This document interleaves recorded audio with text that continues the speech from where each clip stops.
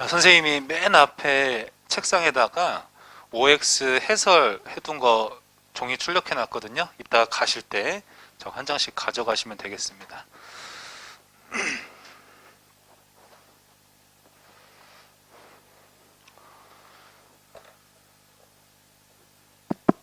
일단 105페이지에서 2번 방과로에 현대적인 효과성 측정 모형이라는 게 있어요. 거기 영어로 지금 퀸과 로보그라고 적혀 있거든요. 효과성 측정 모델 퀸과 로버그가 제시했다.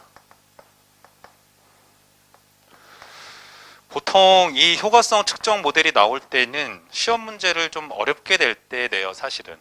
네, 선생님이 보수적으로 수업을 하는 거니까 중요하다고 생각을 하고 수업을 진행하도록 하겠습니다. 일단 거기 2x2 표가 밑에 나오거든요. 별표 하시죠.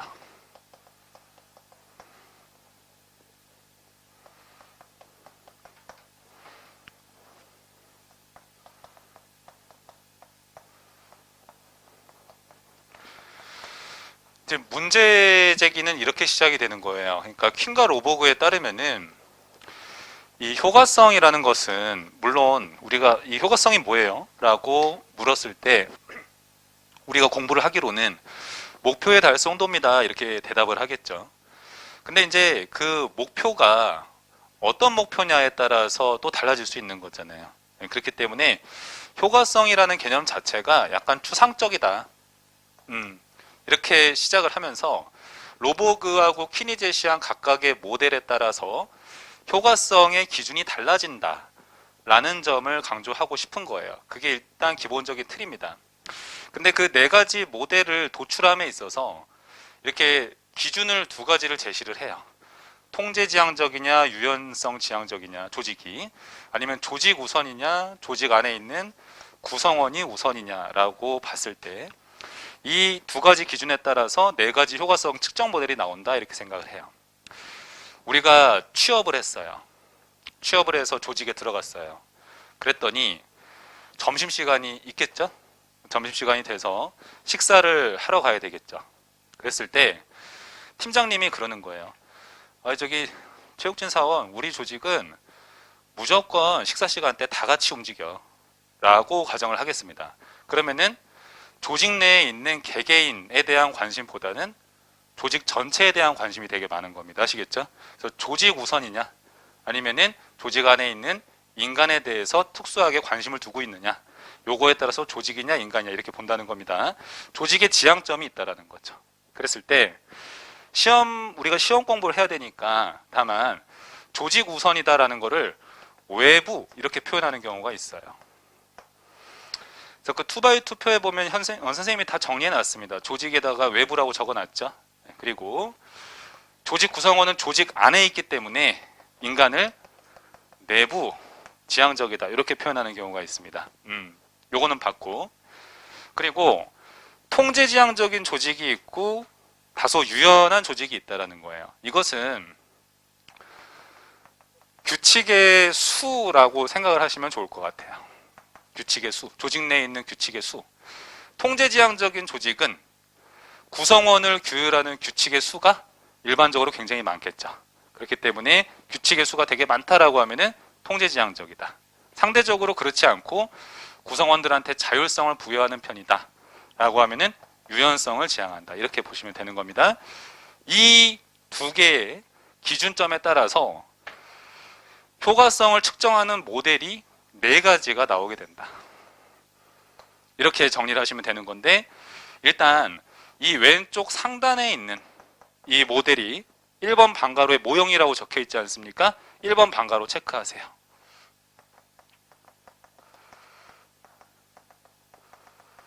합리 목표 모형이라고 한다. 이 모델 자체를. 그리고 거기에서 3번 방가로 체크하셔야 돼요. 그러면은 얘는 생산성과 능률성을 중시한다, 이렇게 얘기를 해요.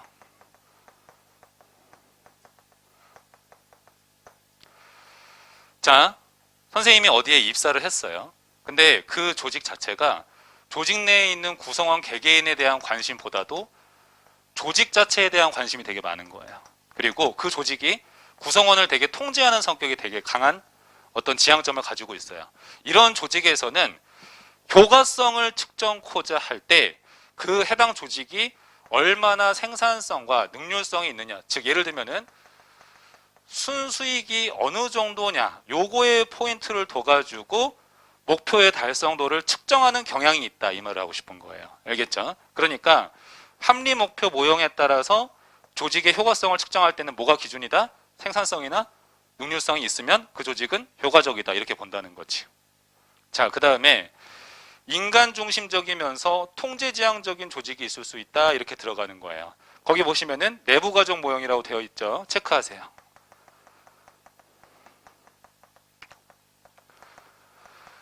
얘네들 같은 경우에는 조직 내부에 있는 그 인간들, 구성원을 갖다가 얼마나 통제를 잘하느냐, 네, 이런 것들에 대해서 관심이 많다는 거예요. 그러면은 조직이 안정적이고 구성원에 있는 통제를 잘한다라고 하면은 내부 과정 모형은 이 조직은 효과적이야, 이렇게 바라본다는 거죠. 선생님이 출근을 했어요. 근데 이제 선생님이 조직 관리자인데 우리 조직 구성원들이 무슨 일을 어떻게 해야 될지 잘 모르고 막 우왕좌왕하고 있어요. 그렇다라고 하면은 내부 과정 모델에 따르면은 우리 조직은 효과성이 떨어지는 조직이다, 이렇게 본다는 거예요. 그 관점입니다. 자, 그 다음에 개방체제 모형이라고 여기 있습니다. 그러면은 개방체제 모형 같은 경우에는 우리가 조직 관리를 해나가다가 환경이 변화할 수도 있죠. 그러면 그 변화하는 환경에 맞게 자원을 조달해서 다시 적응해 나가는 것도 필요할 수 있잖아요. 그런 것들을 잘한다라고 하면은 개방체제 모형에 따르면 이 조직은 효과적이야, 이렇게 본다는 거예요. 그래서 환경 적응 같은 거.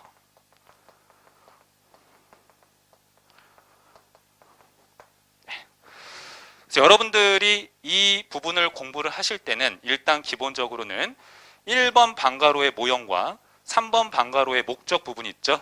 그 부분을 위주로 암기를 하시면 되는 거예요. 그 다음에 인간관계 모형이 있다. 얘네는 기본적으로 어떨 때 조직이 효과적이냐, 이렇게 바라보냐면은 조직 내부의 구성원의 만족도를 되게 중시한다, 이렇게 들어가요. 그리고 조직 내부 구성원의 발전이 있느냐, 이게 나타나고 있다라고 하면은 이 조직은 효과적이야, 이렇게 바라본다라고 하는 거죠. 자, 그래서 이 표를 정리하자고 하면은 모든 조직마다 지향하는 바가 상충할 수 있다라는 거예요. 어떤 조직은 조직 우선이고 어떤 조직은 조직 내부에 있는 인간이 우선이고, 이렇게 바라볼 수가 있겠죠. 그리고 어떤 조직은 구성원을 통제하는 데 포인트를 두는 반면에 어떤 조직은 자율성을 부여하는 데 포인트를 둘 수가 있습니다. 그런 지향점에 따라서 효과성을 측정하는 모델들이 이렇게 4가지로 달라진다는 것이 되겠고, 각각의 효과성 측정 모델마다 목표의 달성도를 달리 정하고 있다는 거예요. 예를 들어서 합리 목표 모형 같은 경우에는 순수익이 얼마나 있느냐가 효과성 측정에서 굉장히 중요하다, 이런 얘기를 하는 것이죠. 반면에 인간관계 모델 같은 경우에는 내부에 있는 구성원들이 얼마나 만족하면서 살아가는가, 그리고 자기 발전이 있는가 여부 자체가 효과성을 측정하는 아주 중요한 기준이 된다, 이렇게 얘기를 하는 겁니다. 이런 현상들이 왜 나타나냐면은 이런 효과성이라는 표현 자체가 주관적인 면이 있기 때문이다 라고 퀸과 로버그가 생각을 하기 때문이에요.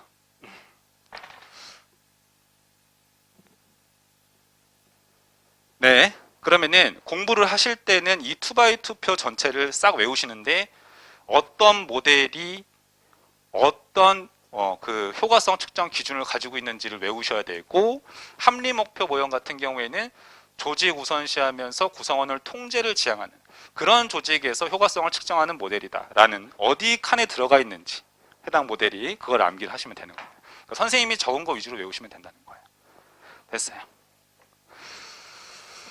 자, 다음이 거기 쭉 내려와서 제가 지금까지 하고 싶었던 얘기는 다 했고, 4번 동그라미에서 모형의 함이라는 게 있어요. 거기서 보시면은 파란 박스에 퀸과 로버그는 조직의 성장 단계 동그라미 하시죠. 효과성 판단을 위한 모형이 달라질 수 있다고 주장한다. 뒤에 밑줄 쭉 치겠습니다. 조직이라는 것도 우리가 인간이 신생아 단계가 있고 청소년기가 있고 뭐 노인기가 있고 이런 것처럼 조직이라는 것도 나름의 성장 단계가 있다, 이렇게 접근을 하는 거예요. 그러면서 성장 단계를 몇 가지로 구분을 하는데, A번 양가로에서는 창업 단계라고 했어요. 창업 동그라미 하시죠. 네. 지금 보니까 A번에서 창업 단계에서는 개방체제 모형으로 효과성을 평가하는 게 적합하다. 개방체제 모형 밑줄 쭉 치시죠.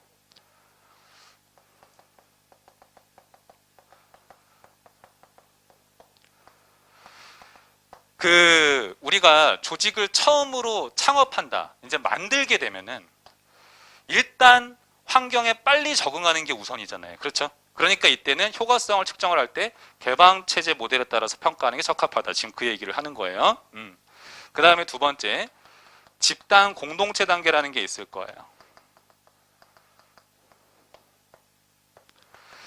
여러분들 책에 표시를 해드리면은 B번 양가로에서 집단 공동체 단계 동그라미 하시고요. 맨 끝에 인간관계 모형이다. 밑줄 쭉 칩니다. 그러니까 이 집단 공동체 단계는 창업을 한 다음에 그 다음에 구성원들 간에 똘똘 뭉치는 현상이 되게 중요하다라고 얘기를 해요. 그렇기 때문에 이때는 조직 내부 구성원의 만족도를 중심으로 효과성을 평가하는 모델로 조직의 효과성을 평가하는 게 적합하다. 지금 그 얘기를 하고 싶은 거예요. 그 다음에 세 번째,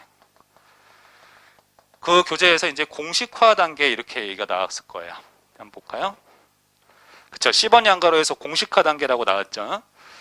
자, 공식화 단계에서는 이제 조직이 잘 나아가고 있으니까 통제, 그대로 딱 픽스하는 게 필요하다. 그래서 통제지향적인 모델 두 가지가 다 모두 해당이 됩니다. 그래서 합리 목표 모형도 여기 들어가고 여기 내부 과정 모형도 들어간다. 그 다음에 이제 마지막으로 정교화 단계라는 게 있어요. 근데 조직을 이제 어느 정도 안정의 궤도에 올려놓은 거죠. 그러면 통제를 통해 가지고 조직을 쭉 운영해 나가면 되는데, 조직을 운영해 나가다가 환경이 변화할 때가 있어요. 그럼 변화하는 환경에 맞게 다시 조직을 정교화 시켜야 된다, 맞춰야 된다, 이렇게 얘기를 하는 거예요. 그랬을 때 이 정교화 단계에서는 다시 개방체제 모형에 따라서 조직의 효과성을 평가하는 게 적합하다, 이렇게 나가는 거예요. 따라서 성장 단계라는 게 이렇게 창업 단계로부터 시작을 해서 정교화 단계까지 이렇게 네 가지 단계가 있으며, 각각의 성장 단계에 따라서 효과성을 측정하는 모델이 이렇게 달라질 수 있다라고까지 얘기한 거를 하시면은 굉장히 어려운 부분까지 하신 겁니다.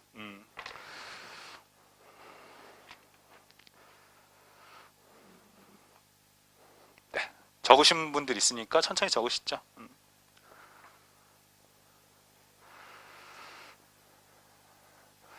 우리가 이제 조직 관리해 나간다라고 생각을 했을 때 우리 조직이 지금 어떤 상황인가에 따라서 우리 조직이 지금 괜찮은 조직인지를 평가하는 기준이 좀 달라질 수가 있겠죠. 그런 얘기들을 하고 싶은 거예요. 지금 이 얘기는 7급에 가까운 내용입니다. 7급에 가까운 내용. 선생님이 알고 있기로는 여기 앉아 계신 분들이 지금 군수 7급을 많이 지원하는 걸로 알고 있는데, 난 군수 7급 지원 안 한다, 손 한번 들어볼까요? 그렇죠? 7급도 여러분 그래서 기준으로 선생님이 조금 어렵게 하겠습니다. 106페이지 5번 네모에서 민주성. 그래서 민주성과 관련된 카테고리 안에, 수단적 가치 안에 민주성이 들어간다. 이렇게 정리하시면 되겠는데, 일단 의의 같은 경우에는 별로 중요하진 않아요. 거기 1번 방가로 체크하시죠.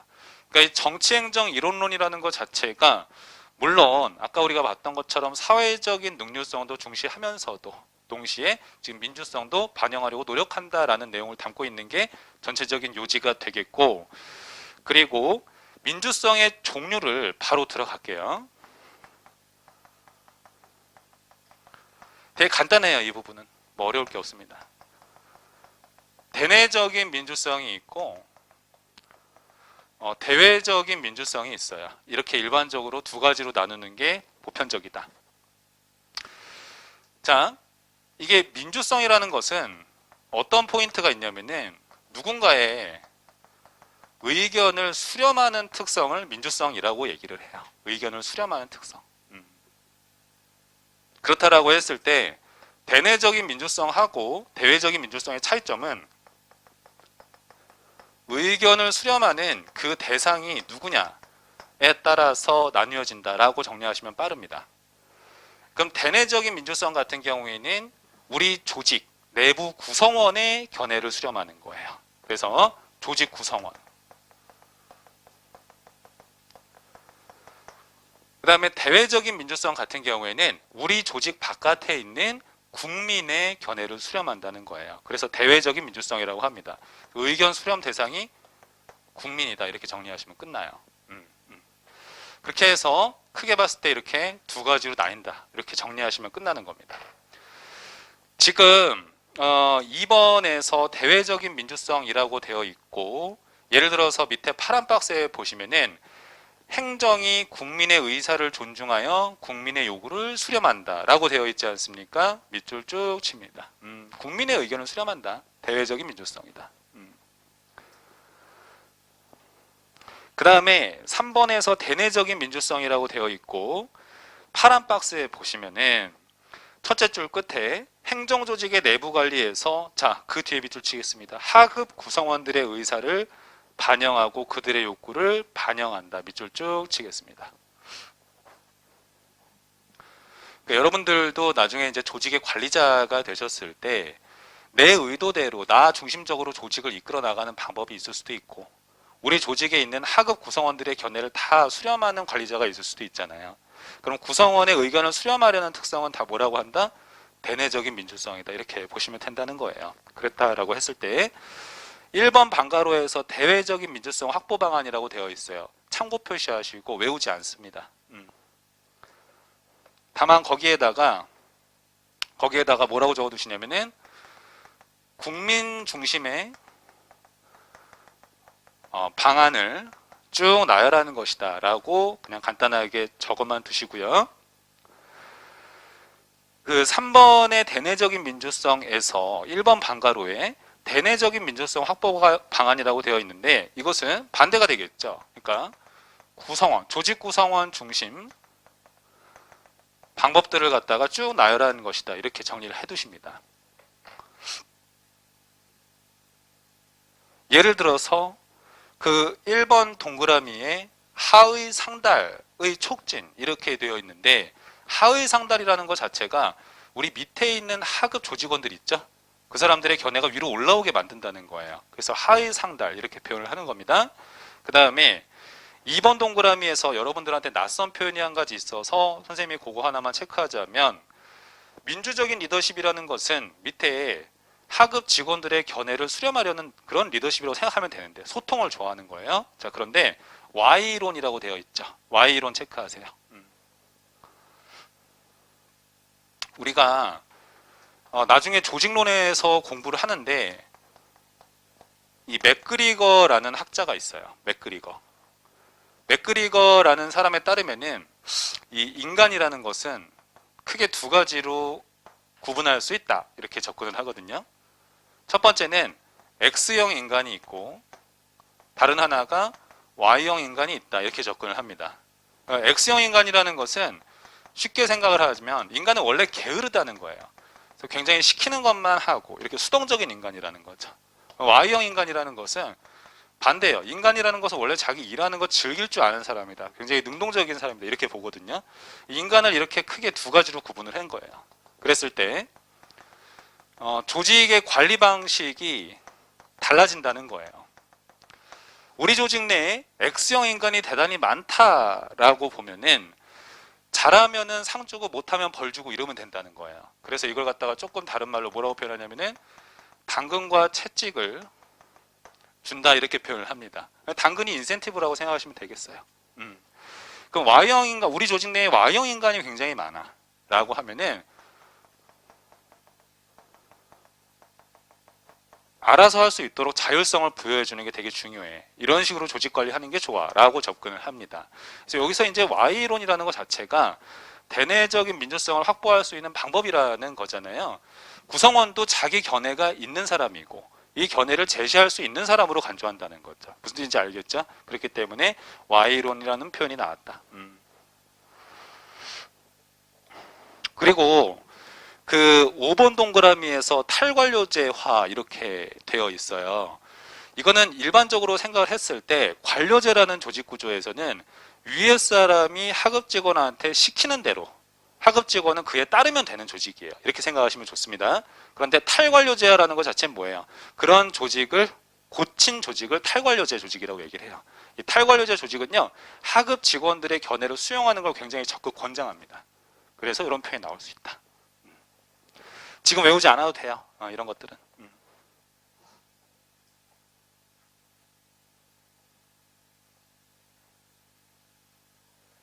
근데 선생님이 수업하는 스타일이 여러분 X형으로 보는 거예요? Y형으로 보는 거예요? X형이야? 그래요. 뭐 사실 X형, Y형 얘기를 떠나서 그 선생님도 예전에 뭐 그 학부나 대학원 시절에 이제 다양한 선생님들한테 수업을 많이 들었고 뭐 대한민국에서 태어난 사람은 기본적으로 다 수험 생활을 다 해봤죠. 시험을 많이 보는 사회니까. 시험을 많이 보는 사이니까. 근데 선생님 같은 경우에는 내가 어떤 수업을 들었을 때 효용이 굉장히 컸던 수업은 뭐였냐면 개인적으로는 좀 시험을 많이 봐주는 거, 단기적인 관점에서.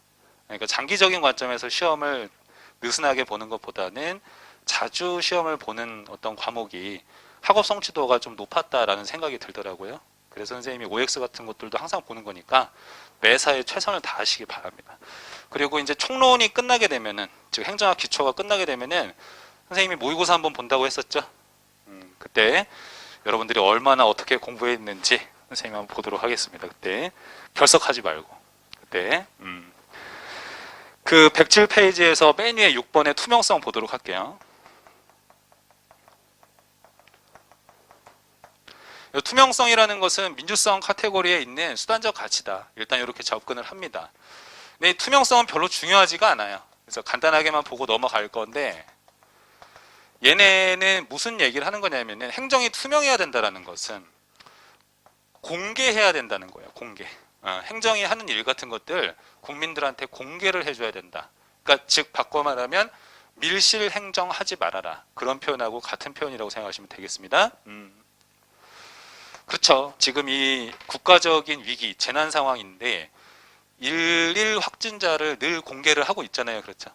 그런 것들을 공개하고 있지 않다라고 하면은, 그러니까 즉 불투명한 정부가 되게 되면은 우리가 위험을 인식하지 못하고 거리를 다니게 되겠죠. 그렇죠. 그런 것처럼 행정이라는 것은 투명성이 되게 중요하다. 그 1번 방가로, 2번 방가로, 3번 방가로에서 투명성의 유형을 과정 결과, 조직 투명성 세 가지로 나누는 관점이 있는데 참고 표시하세요.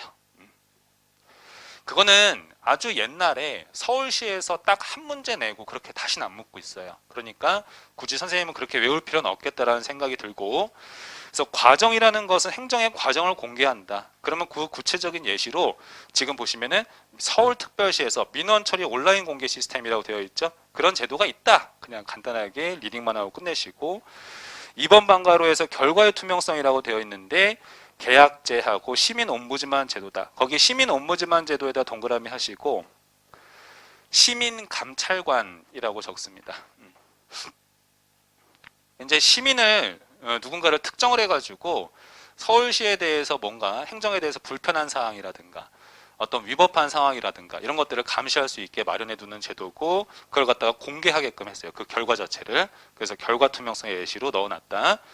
자, 그리고 조직의 투명성이라는 것은 조직이 지닌 그 모든 정보에 대해서 투명하게 공개한다는 뜻이에요. 그래서 규정 등의 공개라고 명시해놨다.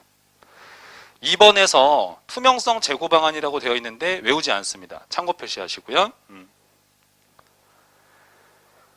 요즘에는 예를 들어서 그 3번 방가로 같은 경우에 전자민주주의를 구현한다 이런 표현이 나오잖아요. 그러니까 우리가 전자정부라는 게 현대 행정에서 하나의 그 관리 패러다임 중에 하나라고 보셔도 좋아요. 이제 인터넷이 발전함에 따라서 전자정보를 구현하고 인터넷상에서 국민의 견해를 수렴할 수 있게 만들어놨죠.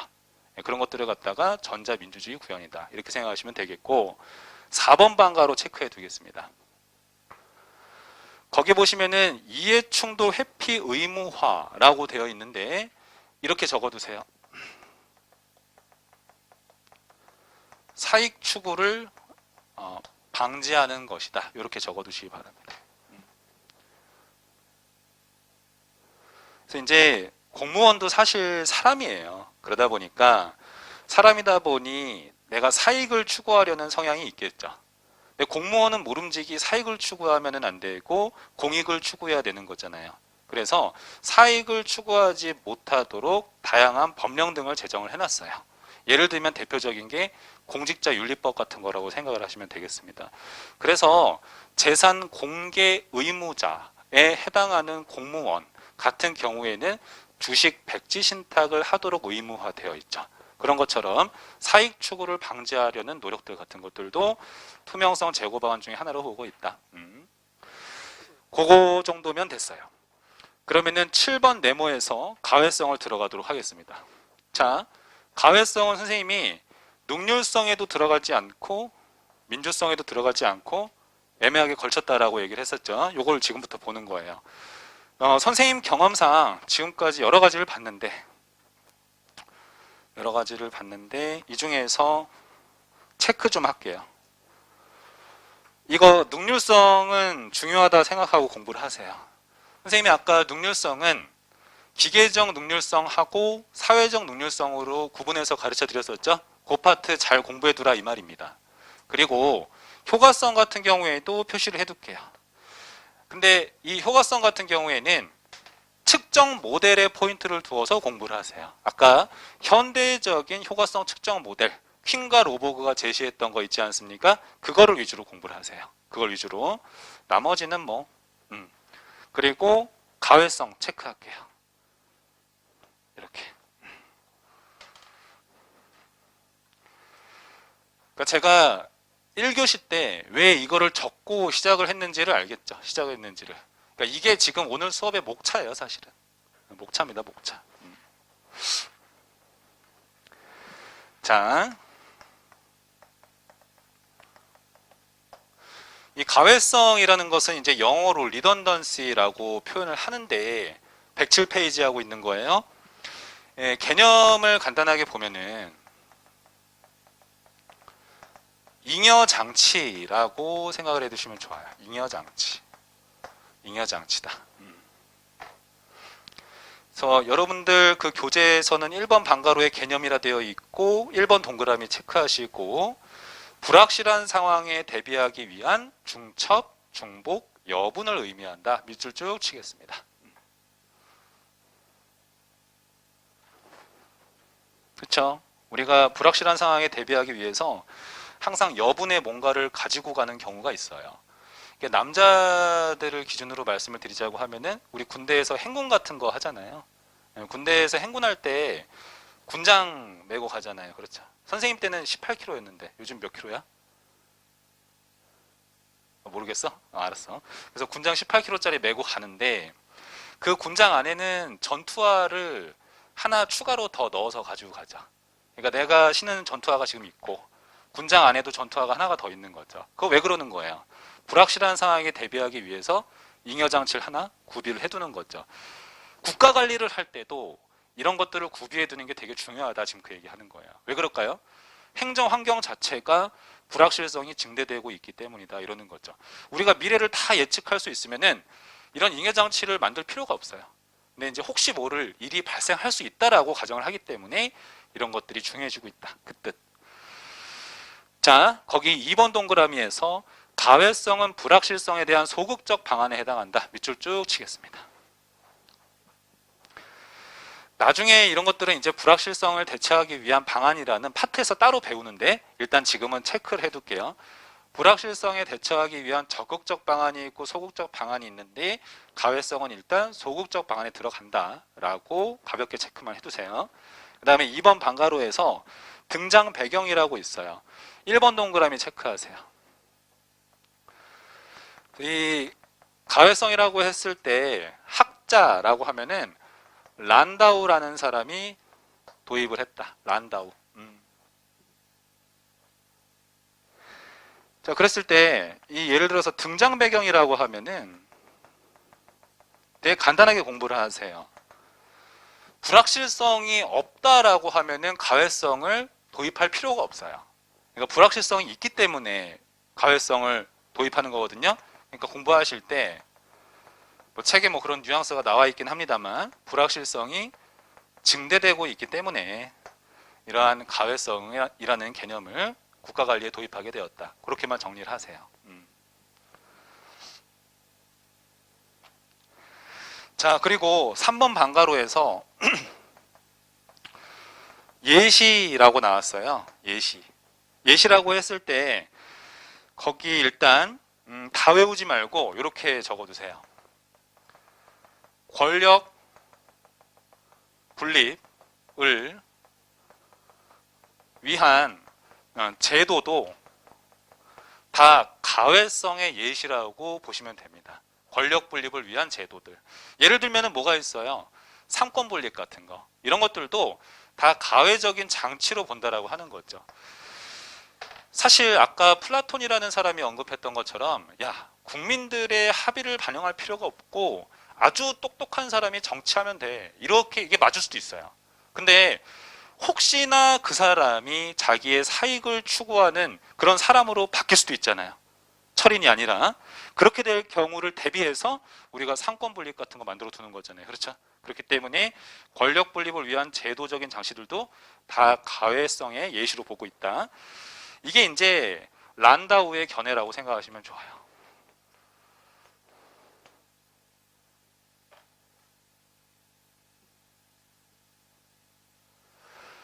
그런 상태에서 2번 동그라미 체크하시죠. 그 교재에서. 가회성의 예시에서 맨 밑에 2번 동그라미. 거기 보시면 만장일치제라는 게 나왔어요. 그건 아니라는 건데 그건 왜 그러냐? 그 이유는 물론 시험에 나오지 않습니다만은 구현하기가 너무 어렵다라는 거예요. 그래서 현실 가능성이 없다라는 측면으로 보고 있고 계층제하고 집권화는 같은 표현이에요. 그래서 두 개를 같이 묶어둡니다. 집권적인 어떤 결정 구조를 만들어 두게 되면은 그거는 권력 분립이 아닌 거잖아요. 그렇기 때문에 그건 가회성에서 예외로 본다.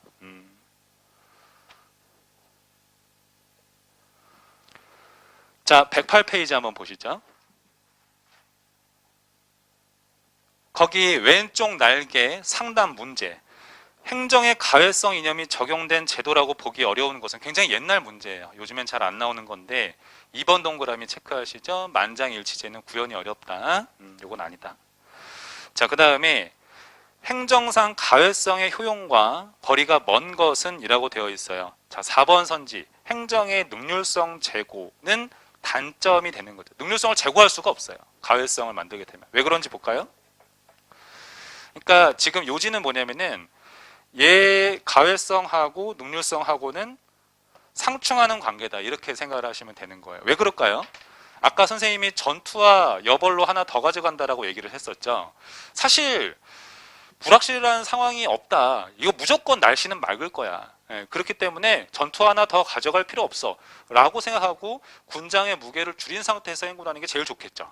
근데 그게 아닌 거잖아요. 혹시 모를 일이 일어날 수도 있으니까 군화 하나 한 켤레 더 넣는 거잖아요. 그러면 그거는 투입이 증대되는 거죠. 그렇기 때문에 능률성이라는 개념하고 가회성이라는 건 상충하는 관계에 있다. 이렇게 정리를 하시는 겁니다. 그리고 거기 가회성의 효용이라고 얘기를 했어요. 선생님이 정리를 좀 해드릴게요.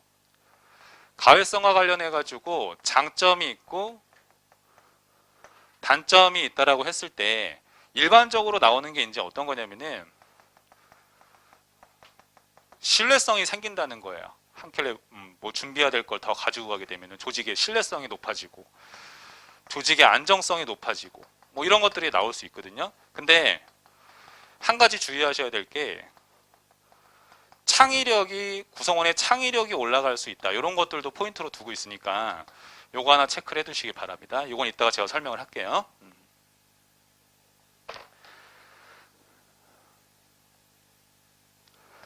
7급 수준에서 한번 나왔던 거예요. 자, 그래서 일단은 가외성의 유형을 2번을 보기 전에 맨 밑에 3번에서 가외성의 효용과 한계점이라고 나오는데 1번 방가로 효용 한번 볼게요. 1번 동그라미 체크하시죠. 신뢰성 증진.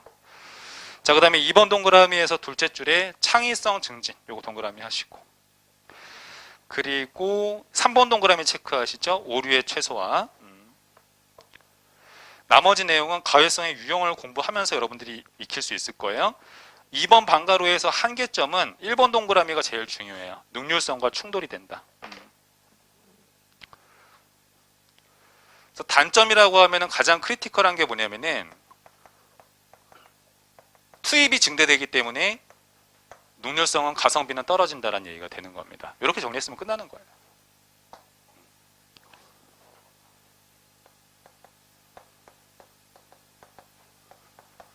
그런 다음에 다섯 번째, 이제 가외성의 유형에 대해서 정리를 할 텐데, 그게 108페이지에서 여러분 중첩성, 반복성, 동등잠재력 이렇게 나와 있죠? 그게 이제 가외성의 유형이라고 보시면 좋아요. 자, 그런데 중첩성이라는 것은 거기 그림에 잘 나와 있습니다. 그래서 보시면 A라는 조직이 있고 B라는 조직이 있을 때 이 A라는 조직과 B 조직이 상호 협력해서 F라는 일을 처리한다라고 하면은 두 조직 모두 다 F라는 일을 하는 거잖아요.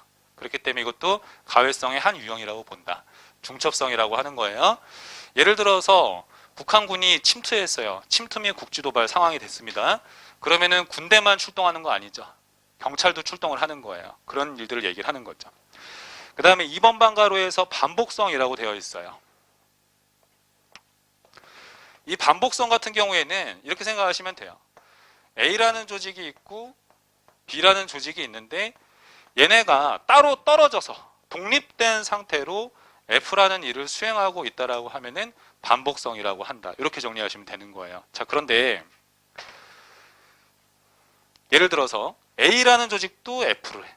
B라는 조직도 F라는 일을 해요. 그러면은 두 조직 중에서 어떤 한 조직이 F라는 일을 더 잘 수행할 수도 있겠죠.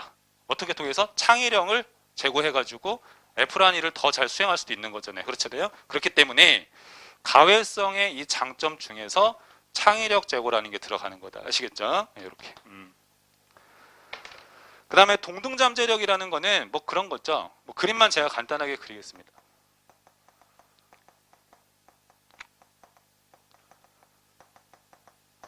그래서 뭐 A라는 조직이 이렇게 F라는 일을 수행을 하고 있었어요. 그런데 A라는 큰 조직이 이 F라는 일을 수행을 하지 못하게 된 일이 발생을 하게 된 거예요. 그렇다라고 했을 때 A라는 조직 내에서 소규모의 B라는 조직을 두고 있었는데 얘가 F라는 일을 대신하게 되는 경우가 발생한다라고 하면은 이를 동등잠재성이라고 한다. 그래서 A라는 조직 내에서 혹시 모를 일에 대비해서 B라는 하위 조직에다가 업무를 분담을 시켜두는 체계를 얘기를 하는 거죠. 그러면 동등잠재성이다. 그래서 여러분들이 뭐 지방자치단체 같은 경우에도 요즘에 그 뭐예요? 부산광역시장 자네 누군지 아나? 이름이? 언론에 나왔는데. 오, 맞아요. 오거돈 씨가 지금 업무를 처리할 수 없죠, 여러분. 지방자치단체의 장으로서.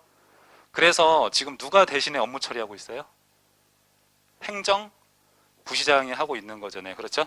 이걸 갖다가 권한대행이다 이렇게 얘기를 하는 겁니다. 이런 것도 일종의 동등잠재성이라고 생각하시면 되는 거예요. 쉽잖아요, 그렇죠? 근데 이제 부시장이 권한대행을 하자마자 비가 엄청나게 오기 시작을 하면서 부산에서 이제 막 재난이 발생하고 그랬었죠. 참 곤란하시겠다 이런 생각했었죠. 이 그림이 여러분 굳이 그릴 필요 없는 게 그 교재에 다 있어요. 똑같은 거라고 생각하시면 좋습니다. 그래서 가외성에 대해서 선생님이 간단하게 이렇게 정리를 해봤어요. 가외성을 해서 여러분들이 공부를 하실 때는 이렇게 하시는 거예요. 일단은 처음에 출력되는 용어가 되게 중요해요. 가외성은 잉여장치다. 이렇게 공부를 하시는 겁니다. 아시겠죠? 잉여장치다. 이렇게 접근을 하시는 거예요. 전투와 한 켤레 더 가지고 간다. 그 상태에서 109페이지에서 8번의 대응성을 보도록 하겠습니다. 대응성이라는 개념이 여기 들어가요. 근데 이제 이게 옛날 시험 문제하고 봤을 때는 대응성을 뭐 따로 공부할 필요가 있겠지만은 사실 요즘 행정학 문제에서는 대응성이라는 개념 자체를 그냥 일반적으로는 민주성이라는 개념하고 똑같이 쓰는 게 일반적이에요. 그러니까 이렇게만 체크를 해둡니다. 이렇게 쓰는 게 일반적이다. 특히나 국민의 견해를 수렴하는 특성 있죠? 이렇게 보시면 좋은 거예요. 대응성이라는 거를.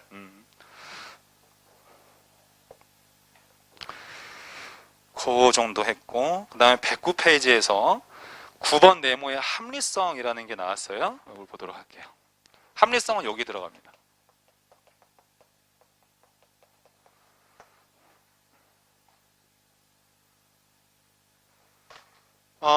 이 합리성이라는 개념은 선생님이 중요 표시를 할게요.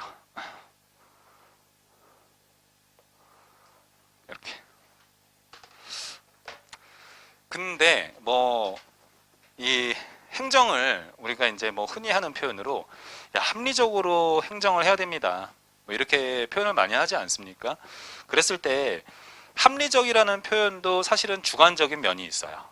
그렇기 때문에 학자별로 이 합리성에 대해서 다양한 카테고리를 분류를 하고 있어요. 그런데 합리성을 공부를 하실 때는 그래서 다양한 학자가 나올 수가 있긴 한데 여러분들이 공부를 하실 때, 시험 공부를 하실 때는 2명의 사람을 위주로 공부하시는 게 좋습니다. 그러니까 사이먼의 합리성 유형을 여러분들이 공부를 하시는 게 좋고, 그 다음에 보수적으로 한다면 디징이라는 사람의 합리성 유형을 공부를 해두시면 좋아요. 나머지는 시험에서 좀 사라진 지가 오래돼서 그렇더라도 간단하게는 체크를 할게요. 일단 그 9번 네모에서 합리성이라고 되어 있는데 밑에 파란 박스가 있습니다. 파란 박스에서 두 번째 점에 체크하세요. 합리성을 그냥 일반적으로 정의할 때는 목표에 대한 수단의 적합성이다 이렇게 표현을 한다라는 거 체크를 한 상태에서 학자별로 다르게 정의하더라. 그 다음에 이렇게 나가는 겁니다. 1번에서 베버의 합리성 이렇게 나오는 거잖아요. 그래서 베버의 합리성은 중요하지 않아요. 참고 표시하세요.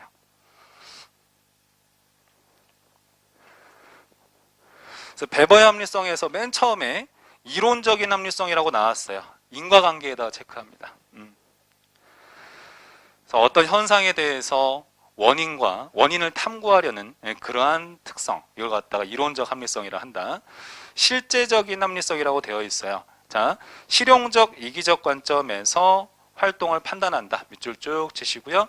기술성에다 동그라미 하겠습니다. 문제 해결에 포커스를 둔다. 자, 거기 3번 방가로에서 형식적인 합리성이라고 되어 있는데 거기에다 뭐라고 적어 두시냐면은 합법성과 유사한 개념이다. 이렇게 적어두세요. 그리고 거기에다가 뭐라고 또 적어두시냐면은 법적인 권위, 합법적인 권위 이렇게 적어두시기 바랍니다. 우리가 어떤 조직을 하나 만들었어요. 그러면 이제 이성적인 사람이라면 이 조직을 어느 정도 안정적으로 루틴하게 굴러가도록 만들어야 되잖아요. 그러려고 하면 뭘 정해야 돼요? 조직이 움직이는 룰을 정해야 되는 거죠. 이런 걸 갖다가 그런 걸 정하려는 특성, 이걸 갖다가 형식적 합리성이다. 이렇게 보시면 좋은 거예요. 그 다음에 4번 방가로에서 실질적인 합리성이라고 되어 있습니다. 문명을 초월해서 존재한다. 밑줄 쭉 치겠습니다. 그러니까 시간과 공간을 초월해서 중시되는 합리성이라는 것도 있다는 거예요. 예를 들면 자유주의 같은 것들, 인간의 자유, 아니면 정의 이런 것들을 얘기를 한다. 그렇게 간단하게 체크만 했으면 됩니다.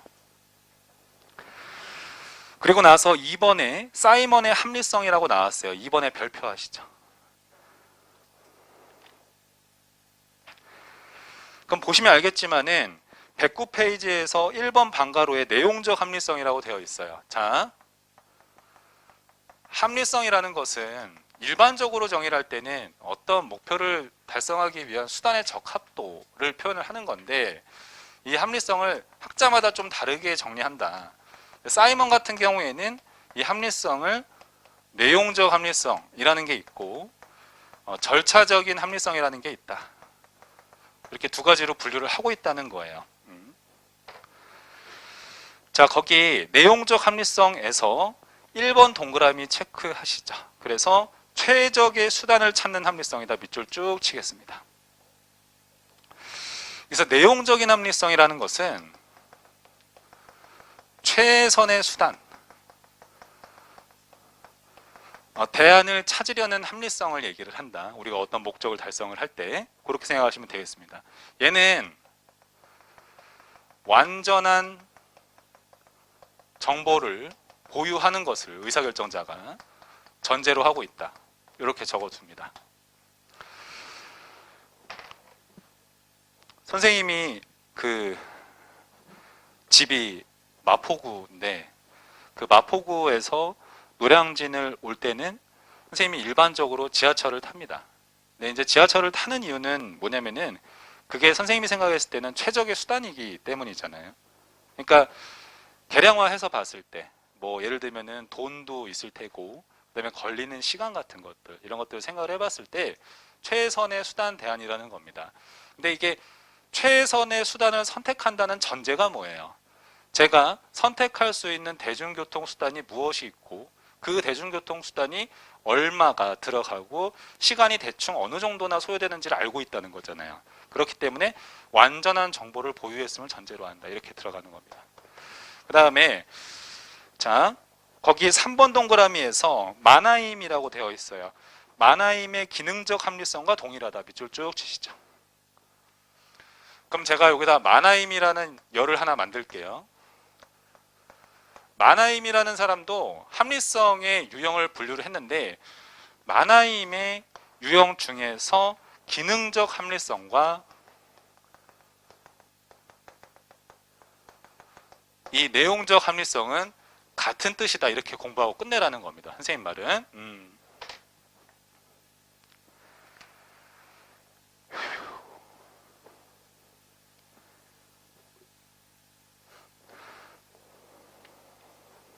자, 근데 그 3번 동그라미에서 그러나 사이먼은 인간의 제한된 합리성 동그라미 하시죠.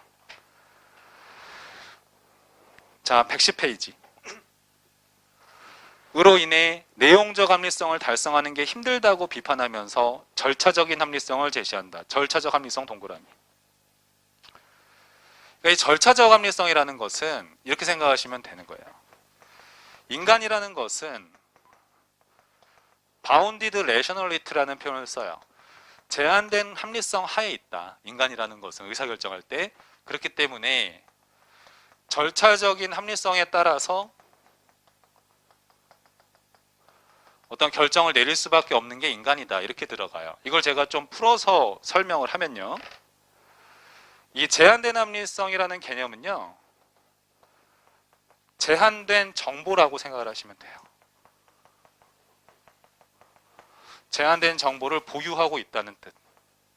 이렇게 의사결정을 할 때.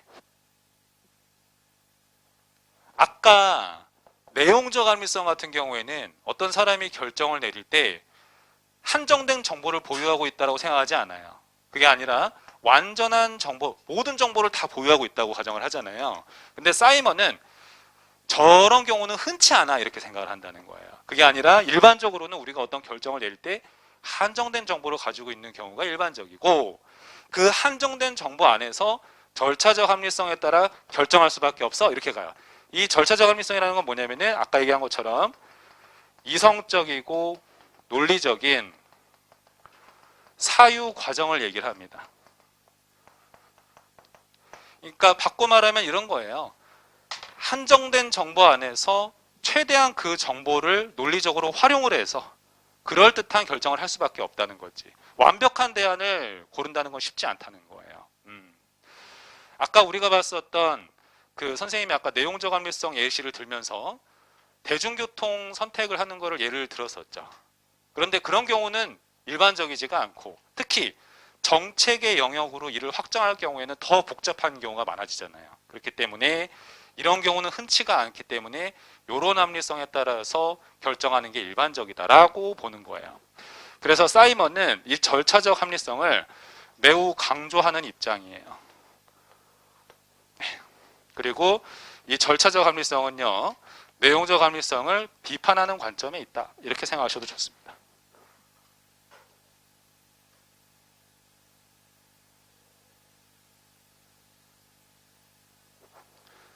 그리고 마나임에 따르면요, 기능적인 합리성이라는 것도 있는데요, 실질적인 합리성이라는 것도 있어요.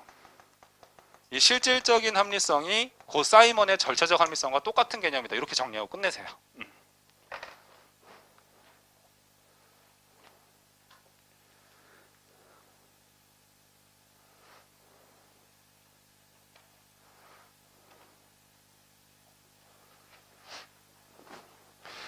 우리가 그 학원의 선택을 할 때도 이 내용적 합리성에 근거해서 결정을 내린다는 게 참 쉽지가 않아요. 선생님이 생각을 했을 때는. 그러니까 내용적 합리성에 근거해서 학원을 선택했다라는 전제는 군무원 학원에 대한 그 모든 정보를 내가 다 알고 있는 상태에서 학원 선택을 했다라는 뜻이 되는 거거든요. 근데 그게 쉽지는 않잖아요. 그렇죠? 네, 그렇기 때문에 우리는 이런 상황에 따라서 결정하는 게 일반적이야 라고 하는 거죠. 그럴듯한, 나쁘지 않은 그런 대안을 선택하는 특성이다. 이렇게 보시면 좋습니다. 확실히 GWP는 나쁘지 않은 대안인 건 맞죠. 그러니까 많은 학생들이 선택하는 것도 사실이고 이 안에서 합격자가 나오는 것도 사실이니까. 제가 봤을 때 우리 GWP 학원의 가장 큰 장점 중에 하나는 대표님이 굉장히 똑똑하시다는 거예요. 선생님 생각. 선생님은 대표님하고 막 엄청 친하다 그렇게 생각하지는 않습니다. 근데 선생님이 얘기를 했을 때 대표님이 보면 대표님 되게 상담 잘 해주시죠. 여러분 다른 학원 가셨을 때 상담 받아보시면 알 거예요. 어떤 차이를 알 수 있냐. 제가 보는 대표님은 제도적인 측면에 대해서 공부를 굉장히 많이 하세요. 강사는 뭐를 잘해야 돼요? 제도적인 측면을 파는 거는 사실 부차적이잖아요. 선생님 입장에서는 개념을 가르치고 그리고 이거를 문제를 맞출 수 있게 이끄는 게 저의 가장 중요한 임무라면 대표님은 어떤 역할을 지금 하고 계신 거냐면은 여러분들이 어디에다가 지원을 했을 때 합격의 가능성이 높다라는 걸 탐구하고 계신 거죠. 근데 제가 봤을 때 그 능력이 되게 좋으신 것 같아요. 그게 선생님이 보는 GWP 학원이 잘 되는 이유가 아닌가 그런 생각을 해봅니다. 자, 그 다음에 그러면은 3번에서 이제 마나임의 합리성이라고 하는 것은 결국에는 이 매칭 관계로 공부하고 끝내시면 되는 거예요. 마나임의 기능적 합리성은 사이먼의 내용적 합리성, 사이먼의 절차적인 합리성은 마나임에 따르면 실질적 합리성. 이렇게 정리하고 끝냅니다.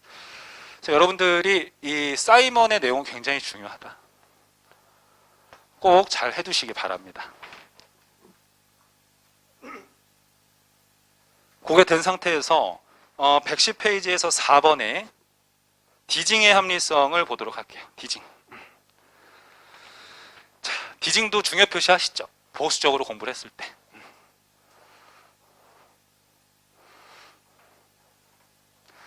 그렇죠. 여러분들도 분명히 타학원에서 상담 같은 거 받아보셨을 거예요. 제가 보면은 대표님이 그런 부분은 굉장히 장점이에요. 장점 맞습니다. 자, 거기 1번 방가로에서 기술적인 합리성이라고 되어 있어요. 자, 1번 동그라미 체크하시고요. 2번 동그라미에서 목표와 수단 사이에 존재하는 인과관계의 적절성이다. 밑줄 쭉 칩니다.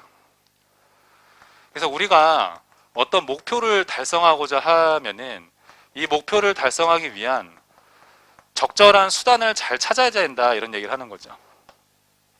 그러니까 얘는 결과라고 보고 얘를 원인이라고 본다면 얘네는 하나의 인과관계가 된다는 거예요. 이 인과관계를 잘 찾으려고 하는 거 이러면은 기술적인 합리성이다. 자, 2번 방가로에서 경제적인 합리성이라고 되어 있어요. 거기에서는 1번 동그라미 체크하세요. 둘째 줄에 서로 경쟁 상태에 있는 목표를 비교하여 선택할 때 나타난다. 밑줄 쭉 칩니다. 그럼 이제 경제적 합리성이라는 건 이런 거죠. 추구하는 목표 A가 있고 목표 B가 있다라고 했을 때 내가 지금 보유하고 있는 어떤 대안을 가지고서 A를 달성하는 게 좋은지 B를 달성하는 게 좋은지 고민한다, 이런 얘기를 하고 있는 거예요. 그래서 이 목표 간에 서로 비교하고 있다. 이 수단을 가지고 어떤 목표를 내가 선택을 할지를 비교할 때 나타나는 특성을 갖다가 경제적인 합리성이다, 이렇게 보는 거예요.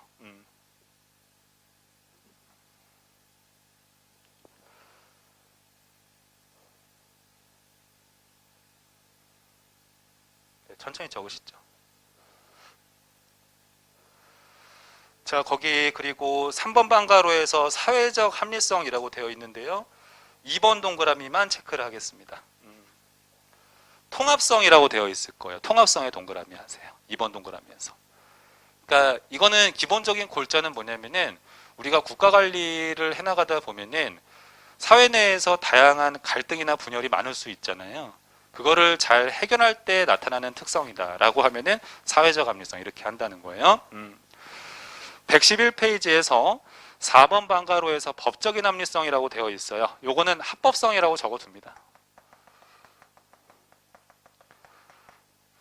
안정적인 어떤 관리를 위해서 법을 정해두는 거죠. 5번 방가로에서 정치적인 합리성이라고 되어 있어요. 1번 동그라미 체크하시죠.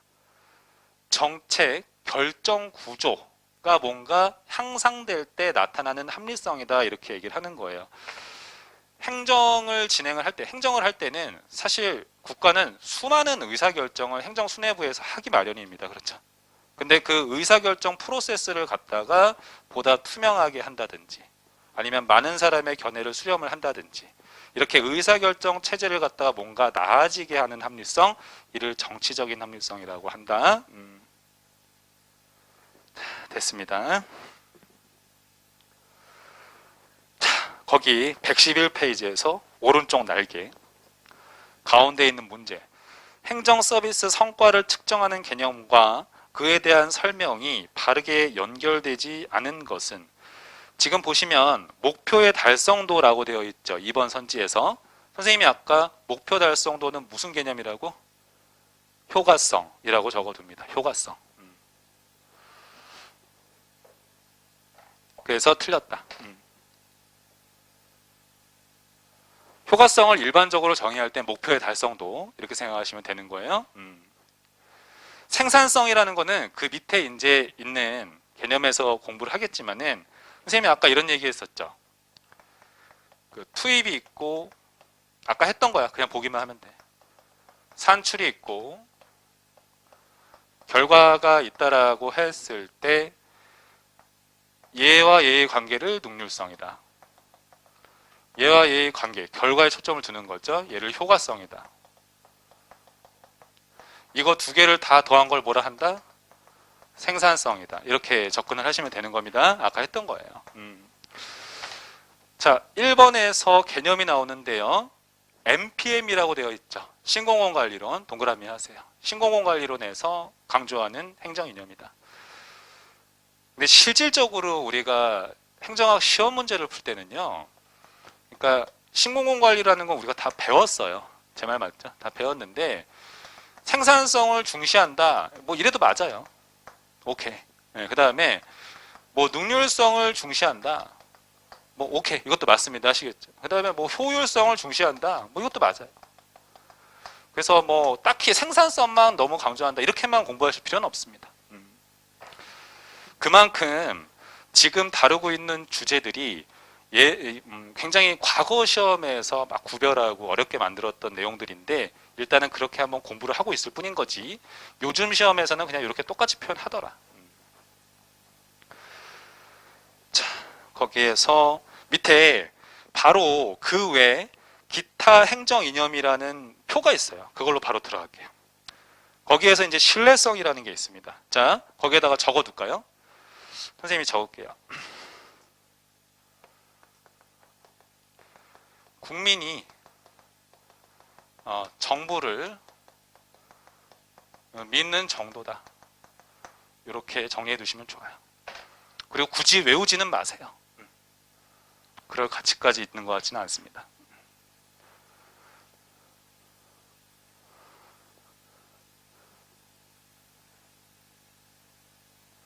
그래서 정부는 행정을 할 때 가급적이면은 투명하게 해야 되는 이유가 뭐냐면, 그래야지 국민이 정부를 신뢰하고 정부가 어떤 정책을 집행할 때 그에 맞춰서 수능을 하거든요.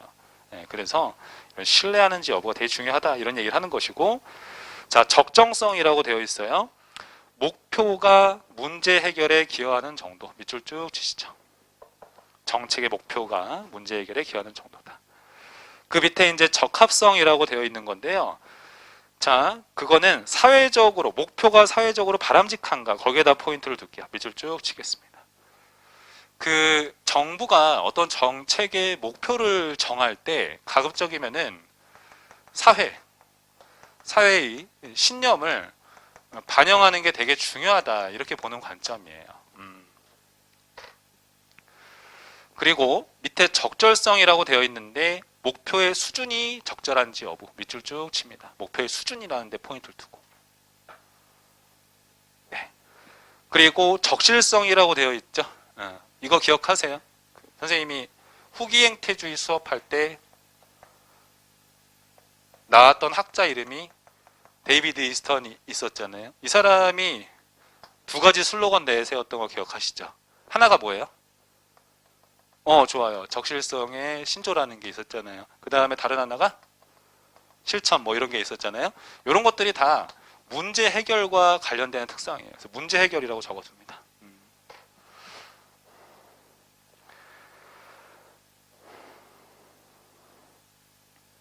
자, 그리고 그 밑에 행에 보면은요, 중립성이라는 게 있어요. 이거는 아주 옛날 시험에서 행정학에서 한 번 나왔던 문제인데, 중립성이라는 거는 여기에 있다라는 걸 하나 체크를 해두세요. 중립성입니다.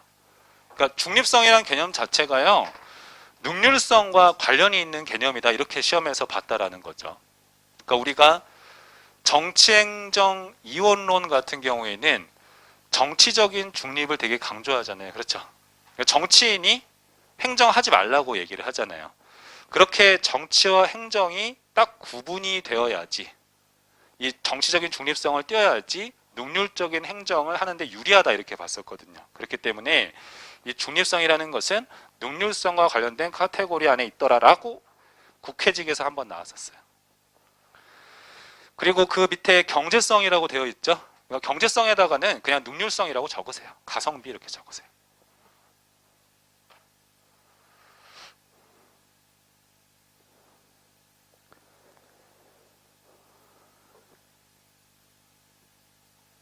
(112페이지) 자, 거기 왼쪽 상단 문제 한번 볼게요. 행정 가치에 대한 다음 설명 중 옳은 것을 모두 고르시오. 1번, 실체설은 공익을 사익의 총합이라 파악한다. 공익을 사익의 총합이다. 밑줄 쭉 칩니다. 그거는 실체설이 아니라 과정설이 되는 거잖아요. 그래서 과정설이라고 고치시고. 사익을 초월한 별도의 공익이란 존재하지 않는다라고 본다. 그렇죠. 국민의 각 개인의 견해를 수렴해야 된다라는 거예요. 좋은 선지네요, 제 눈으로 봤을 땐. 그 다음 2. 롤즈의 사회정의의 원리에 의하면 정의의 제1 원리는 기본적 자유의 평등 원리이고, 이 원리는 차등조정의 원리다. 이 원리 내에서 충돌이 생길 때는 차등의 원리가 기회균등의 원리에 우선해야 된다. 차등의 원리가 기회균등의 원리에 우선하면 안 되고, 기회균등의 원리가 우선해야 된다. 그렇죠? 그래서 틀렸다. 3번, 과정설은 공익을 초월한 실체적, 규범적, 도덕적 개념으로 파악하며 공익과 사익의 갈등이란 있을 수 없다. 자, 공익과 사익의 갈등이란 있을 수 없다. 밑줄 쭉 주시죠. 그러니까 공익이라는 것은 국민의 각 개인의 견해와는 별도로 있을 수 있다라고 얘기를 하는 거잖아요. 그렇기 때문에 실체설적인 관점이다. 4번에 베를린은 자유의 의미를, 이거 벌린이라고 나오는 경우도 있어요. 같은 표현이에요.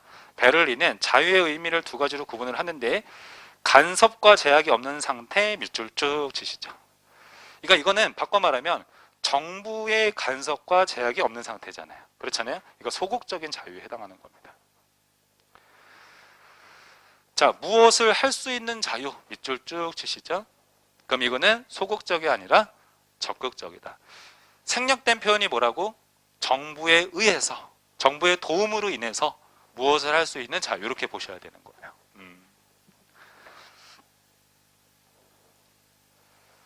자, 112페이지에서 신뢰성에 대해서 선생님이 좀 보충을 해놨는데 공부에 대한 실익이 별로 없는 부분이에요. 참고 표시하세요.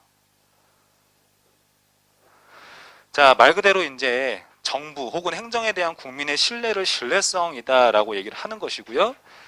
간단하게 체크만 해보면 쭉 밑으로 내려와서 3번에 신뢰의 기능이라고 있습니다. 거기에서 순기능이라는 게 있어요. B번 체크하시죠. 거래 비용 감소. 내가 누군가를 신뢰하고 있어요. 그러면은 거래하는데 소요되는 각종 시간을 좀 단축할 수 있다는 뜻이에요. 그렇잖아요. 여러분들이랑 아주 친한 친구랑 뭔가 거래를 한다라고 생각을 해보세요. 그랬을 때 내가 상대방을 많이 신뢰하고 있다라고 하면은 막 감시하거나 이러질 않겠죠. 그리고 D번 체크하시죠. 신뢰가 사회적 자본으로 작용함으로써 자발적인 협력과 참여를 유인한다. 그러니까 서로 믿고 있으면은 자발적으로 서로 돕는 현상이 나타난다. 이런 얘기를 하는 겁니다. 사회자본이라는 표현이 나왔는데 우리가 나중에 공부를 할 거예요, 사실은. 근데 기본적인 아이디어는 갖고 있겠습니다. 그냥 사회자본이라는 것은 신뢰라고 생각해도 상관은 없어요. 근데 이제 좀 더 구체적으로 표현하면은 신뢰의 네트워크, 이런 것들을 갖다가 사회자본이라고 하더라. 그러니까 뭐 선생님이 어떤 조직을 하나 만들었어요. 5명인데 5명 간에 굉장히 서로 믿는 편이라고 가정을 할게요. 그러면 신뢰라는 게 서로 형성이 되어 있다라고 하는 거예요. 그걸 신뢰의 네트워크가 형성됐다 이렇게 표현하는 겁니다.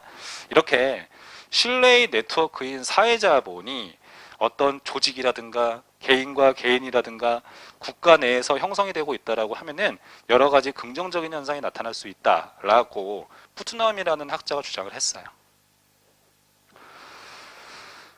자, 그 다음에 2번 양가로 체크하시죠. 신뢰를 통해서 가외성을 줄일 수 있다. 굉장히 어떤 것에 대해서 많이 믿고 있다라고 하면은 잉여 장치를 굳이 마련하려는 노력이 줄어들 거다. 그 말 하는 거지. 그리고 밑에 4번에서 행정 신뢰에 영향을 주는 요인이라고 되어 있는데 이거는 개념만 잡을게요. 외우지 마세요. 1번 동그라미에서 피신뢰자의 차원이라고 되어 있죠. 거기 피신뢰자에다 동그라미 하시고 정부라고 적습니다. 그리고 그 신뢰자에다가 신뢰자 2번 동그라미에 신뢰자의 동그라미 하시고 신뢰자를 국민 이렇게 정리해 둡니다.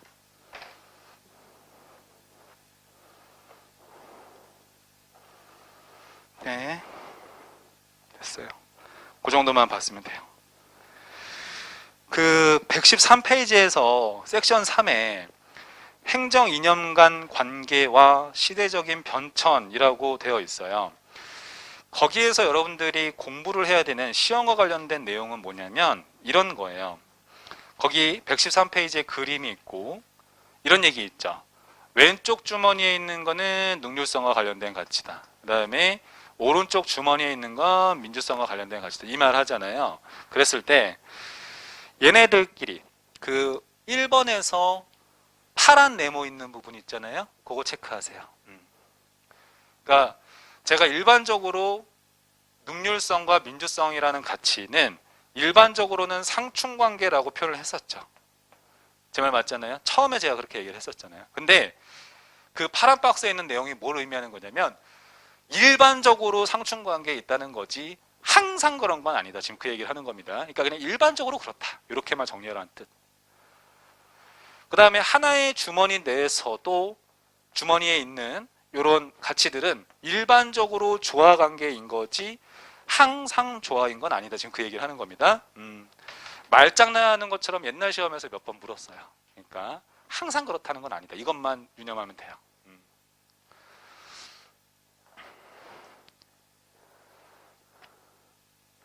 자, 그리고 113페이지에 이제 2번에 일반적인 의미로서 수단적 가치 간의 관계라고 되어 있잖아요. 그건 하고 싶은 말이 뭐냐면은 여기에 있는 애들끼리는 일반적으로 조화 관계다.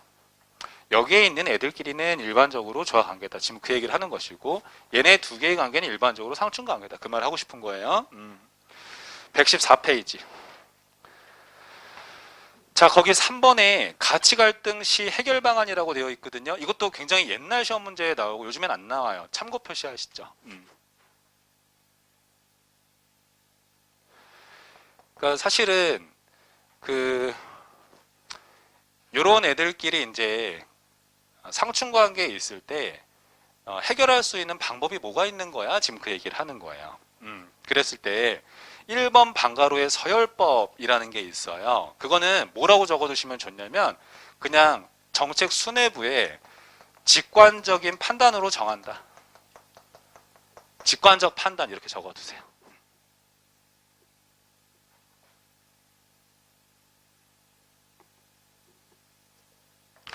그리고 2번 방가로에선 일원론이라고 되어 있고 일원론에서는 하나의 원리에다가 동그라미 하세요. 하나의 원리.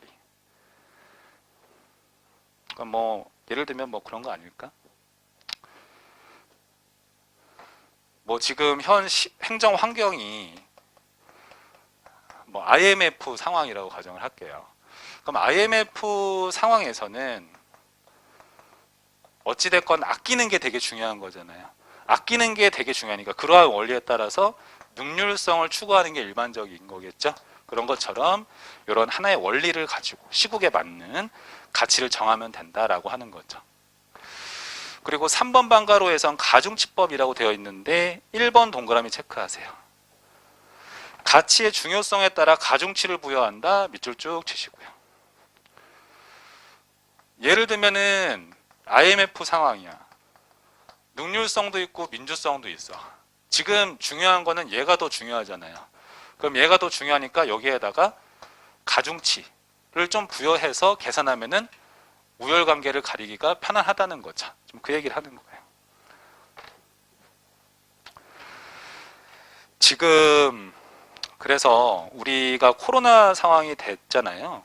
코로나 이 국가적인 재난 상황이라는 상황에서는 정부가 중시하는 가치들은 이렇게나 뭐 추구하는 가치들은 다양하지만 지금은 일단은 능률성이 되게 중요하다. 뭐 그렇게 볼 수는 없겠죠.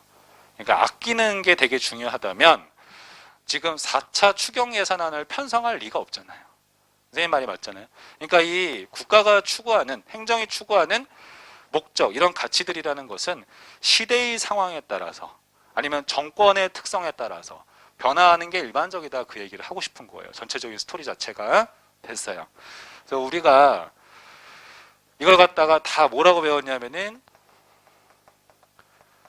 행정의 목적이다 이렇게 정리를 하고서 목차를 선생님이 적고 쭉 설명을 한 겁니다.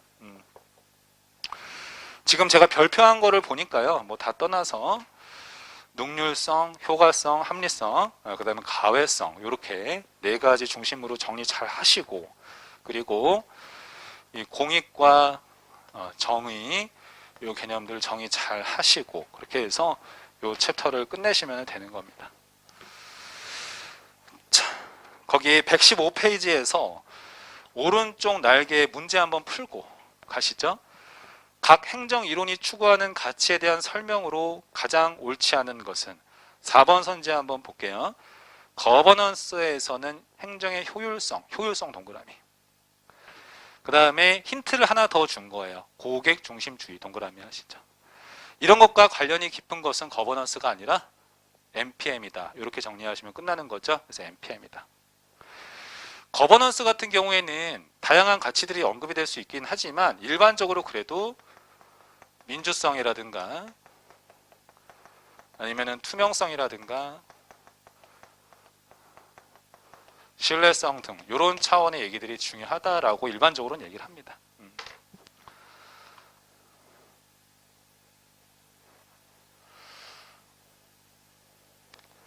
다 되셨으면은 그 다음 페이지 넘어가시죠.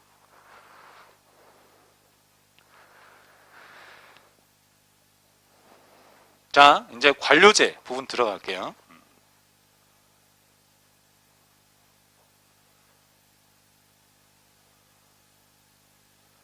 선생님, 이 부분이 이제 우리가 배웠던 목차입니다. 이 부분 정리 잘해서 공부하시면 되는 거예요.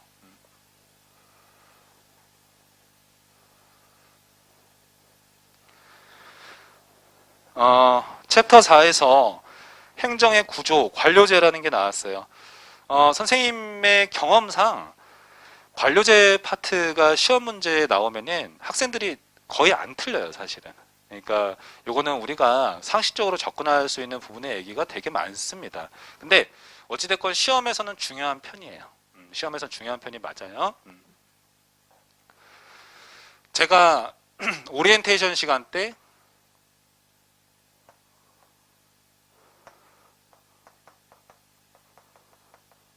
정부를 이렇게 삼각형이라는 피라미드 안에다가 표현을 했잖아요. 그게 다 이유가 있는 거예요. 이 피라미드 형태의 조직 구조, 삼각형 모양의 이걸 갖다가 관료제라고 표현을 하거든요. 근데 이제 학술적으로 정리를 할 때 일반적으로 세 가지 차원으로 정리를 합니다. 거기 116페이지에서 1번 네모에 관료제의 정의라고 되어 있어요. 첫 번째 점에다가 체크하세요. 그래서 관료제라는 것은 이렇게 들어가 있죠. 합리적인 목표 달성을 일단 추구하는 거예요. 요거를 지향을 하는 거죠. 그리고 두 번째 포인트가 공식적인 규칙으로 조직 구성원을 규율을 하는 거죠. 그러면서 삼각형, 이거를 시험에서는 삼각형이라고 표현하기보다는 피라미드 이런 표현 써요. 똑같은 얘기지만 삼각형의 계층제적인 조직 구조다. 이거를 이제 관료제의 정의라고 생각하시면 좋아요. 첫 번째 점에 표현한 걸 선생님이 나눠서 적은 거죠, 지금. 똑같은 얘기입니다. 자, 거기에서 두 번째 점 체크하세요. 민간 조직에도 적용이 된다. 밑줄 쭉 치겠습니다. 거기에다가 포인트가 이런 게 있어요. 관료제라는 것은 종류가 두 가지가 있다는 거예요. 하나는 정부 관료제가 있고 다른 하나는 민간 관료제라는 게 있다. 이렇게 보시면 좋습니다. 바꿔 말하면 국방부도 관료제고 삼성도 관료제다. 지금 그 얘기를 하고 싶은 거예요. 그만큼 관료제라는 조직 구조는 굉장히 현대사회에서 지배적인 역할을 수행한다. 지금 그 얘기를 하고 싶은 거지. 그리고 선생님이 이제 학부 시절에 인사행정 교수님이 말씀하실 때 뭐라고 말씀하셨냐면은 내가 학생들한테 관료제가 뭐냐라고 물으면은 모르는 경우가 굉장히 많다. 이러세요. 그러니까 외워서 답변하는 거는 뭐 그럴 수 있는데 어떤 경우를 많이 받느냐 하면은 관료제라는 것은 결국에는 뭐냐면 조직의 구조예요. 조직의 구조. 그러니까 조직의 형태라는 거지. 그러니까 조직의 형태, 조직의 유형이라는 것은 한 가지만 있는 건 아니잖아요. 그렇죠?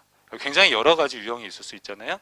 그 여러 가지 유형 중에 하나가 관료제라는 조직 구조라고 그런 얘기를 하고 싶은 거죠. 그리고 이 조직 구조는 조직의 목표를 합리적으로 달성하는데, 능률적으로 달성하는데 굉장히 유리한 특성을 지니고 있다는 거예요. 그리고 그 조직을 규율함에 있어서 규칙, 룰에 의해서 구성원을 규율하더라.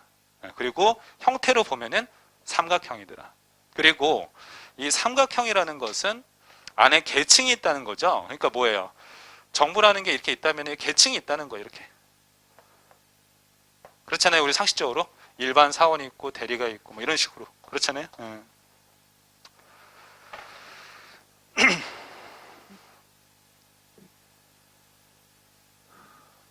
자, 이번 네모에서 관료제의 특징 한번 보도록 할게요. 그래서 파란 박스는 선생님이 지금까지 한 얘기예요.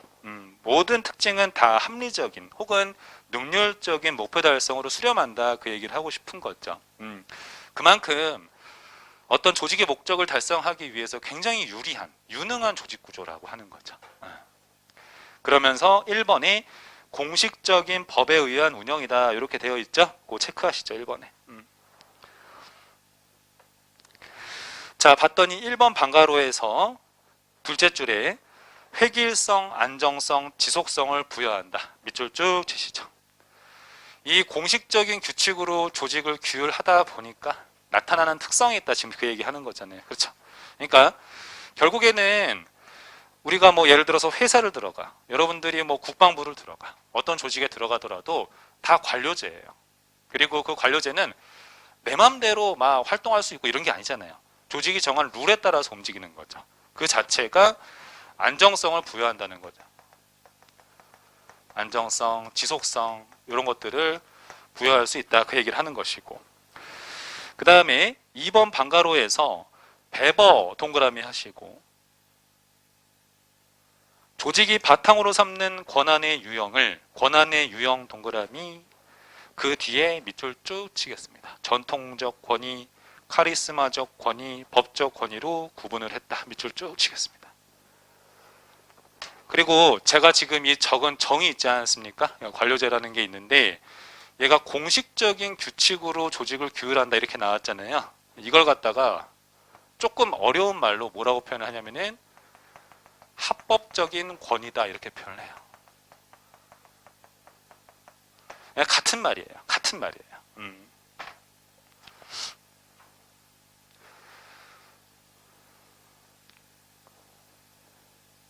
그러니까 합법적 권위라는 건 뭐예요? 조직을 지배하는 규칙이지. 그렇게 정리하시면 되는 건데, 우리가 지금 적는 거는 안 적어도 돼요. 그러니까 베버가 권위의 유형이라는 것을 그 경제와 사회라는, 그러니까 이 관료제 파트는요, 그러니까 베버가 쓴 경제와 사회라는 책이 있어요. 경제와 사회라는 책은 1권하고 2권으로 나뉘는데, 그 경제와 사회라는 책 내에서 뷰로크래시라는 챕터가 있어요. 그 챕터에 대한 내용을 다루고 있는 거예요.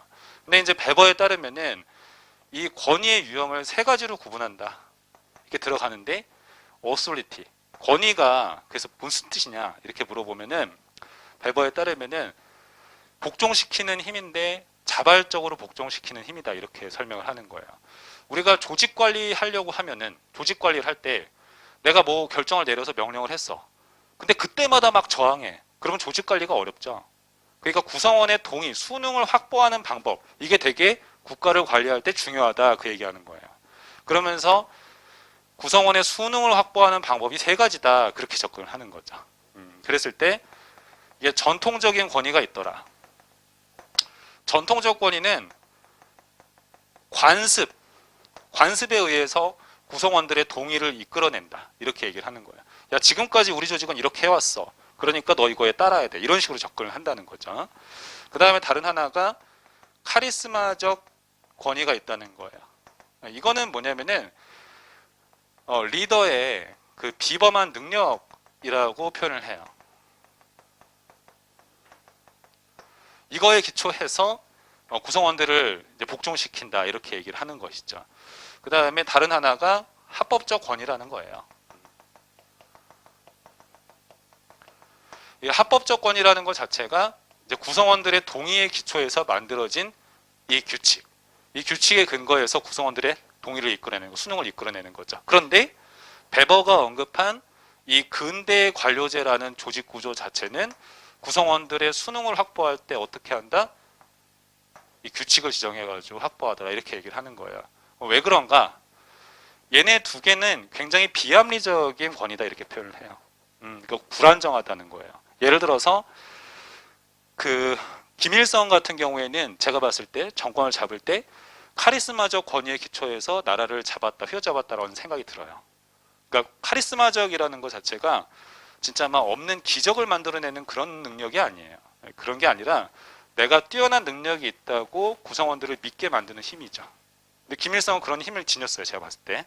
그래서 이제 수능을 이끌어냈죠. 하지만 승계할 때 그게 문제가 되죠. 과연 그 후계자도 저런 능력이 있는가, 이런 것처럼 불안정하다는 거, 이런 것들은. 하지만 요거는 그래도 그나마 안정적이다. 그렇기 때문에 근대 관료제에서는 이 공식적인 규칙으로 구성원을 규율하더라.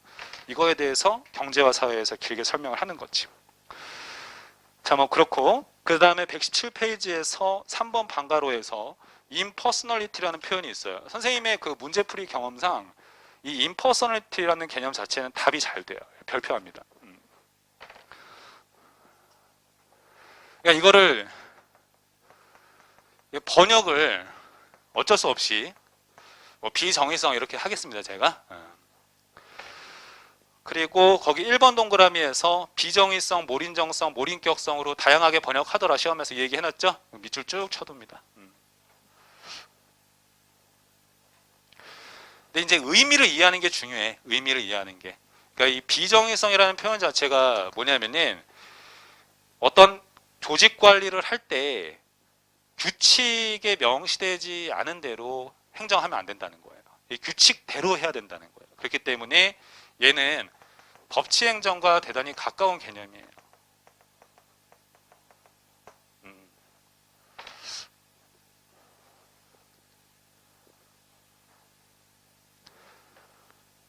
아까 그냥 수업을 한 타임 끊었어야 되는데 끝까지 와버렸네.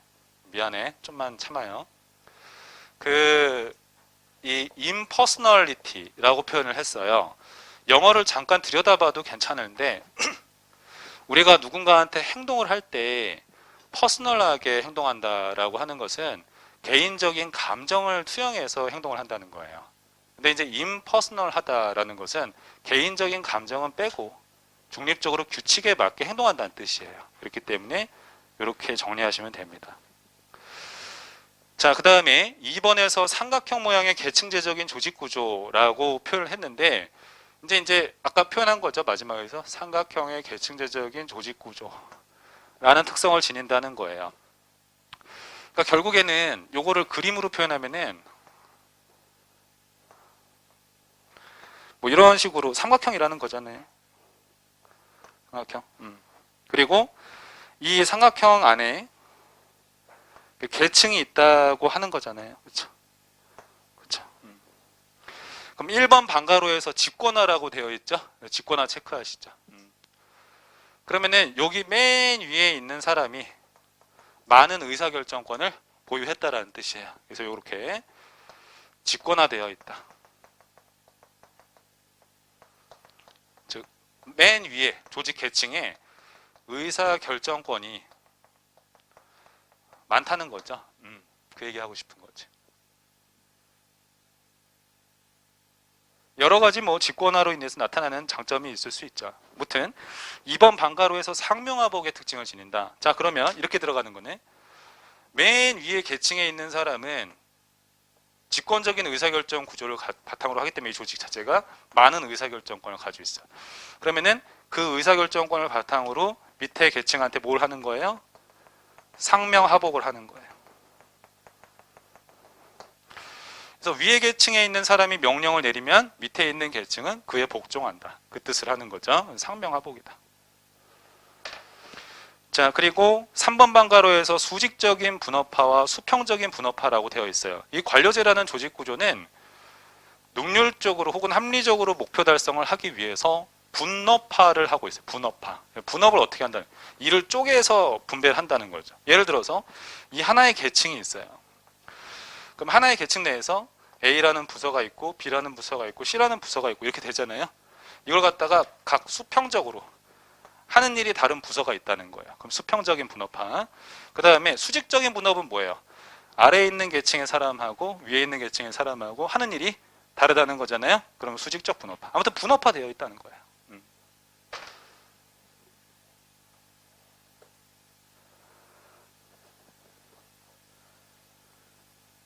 자, 그리고 3번, 4번, 5번을 갖다가 묶어버리세요. 이렇게 제가 이제 3, 4, 5 이걸 이제 묶어버리라는 거죠. 하나로. 기타 특징이라고 보시면 돼요. 기타 특징.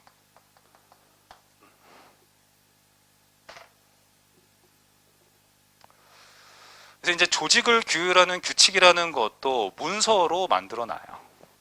그리고 업무 보고도 문서로 들어간다. 그래서 시험에서는 구두로 한다 이러면 틀립니다. 문서로 한다 이래야지 맞는 거예요. 4번에서는 능력주의라고 되어 있어요. 그러니까 기본적으로 관료제 내에서 일을 하게 만들려면은 어느 정도의 능력이나 기술적인 자격이 있는 사람들이 여기 부서로 들어오게끔 해야 된다는 거예요. 아시겠죠? 그래서 자격을 보고 뽑고, 그 다음에 위에 올라갈 때 이렇게 위에 승진하면서 올라가잖아요. 그렇죠? 승진하면서 올라갈 때 얘는 연공서열에 따라서 승진한다 이렇게 표현해요. 연공서열에 따른 승진이다. 호봉에 따른 승진 이러면 되겠지? 근무 연한에 기초한 이런 게 하나의 능력이다 이렇게 보는 거죠. 그리고 5번에서 급료의 지불이라고 되어 있는 건데 당연히 이 근대관료제라는 것은 자본주의 사회 내에서 성립할 수 있는 조직구조다라고 이 베버에 따르면 얘기를 해요. 그렇기 때문에 급료의 지불이라는 성격이 있다. 선생님 생각에는 그런 것 같아요. 그러니까 이 관료제 파트는 여러분들이 굳이 너무 애써 외우려고 하지 않아도 나중에 자연스럽게 맞출 수가 있어요. 너무 암기 압박 갖지 않는다. 116페이지 왼쪽 날개 문제. 베버가 제시한 이념적인 조직 형태인 관료제 특성으로 옳지 않은 것은 4번 선지 보면 관료는 직무 수행 과정에서 국민의 어려운 사정이나 개별적인 여건을 고려하는 자세를 갖는다. 그런 거를 고려하는 것 자체가 되게 퍼스널한 거다라고 생각을 하는 거예요. 그렇기 때문에 이게 틀렸다라고 보는 겁니다. 아까 제가 뭐라고 얘기를 했어요? 비정의적으로 법에 따라서 딱 중립적으로 한다는 거예요.